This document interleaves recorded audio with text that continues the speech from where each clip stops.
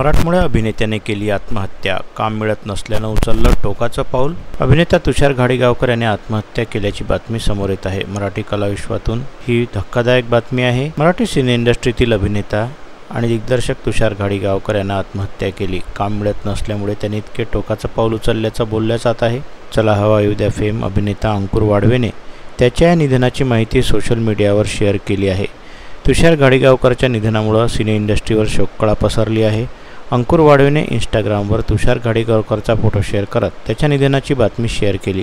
त्यांनी पोस्टमध्ये लिहिलंय की मित्रा का कशासाठी, कामं येतात जातात, आपण मार्ग काढले पाहिजे, पण आत्महत्या मार्ग नाही। सध्याची परिस्थिती विचित्र आहे, पण हा निर्णय होऊ शकत नाही। तुषार घाडीगावकर, तू हरलास म्हणजे आम्ही सगळे हरलो, अशा प्रकारची भावना अंकुर वाढवेने व्यक्त केली। अभिनेता तुषार घाडीगावकरने नाटक, मालिका आणि चित्रपट अशा तीनही माध्यमात काम केलं आहे। त्याने हिंदीतही काम केलं आहे, तसेच जाहिरातींमध्येही तो झळकला। त्याने लवंगी मिरची, मन कस्तुरी रे, बाहुबली, उन्हाळ, झोंबिवली, हे मन बावरे, संगीत बिबट आख्यान इत्यादी प्रोजेक्टमध्ये काम केलं।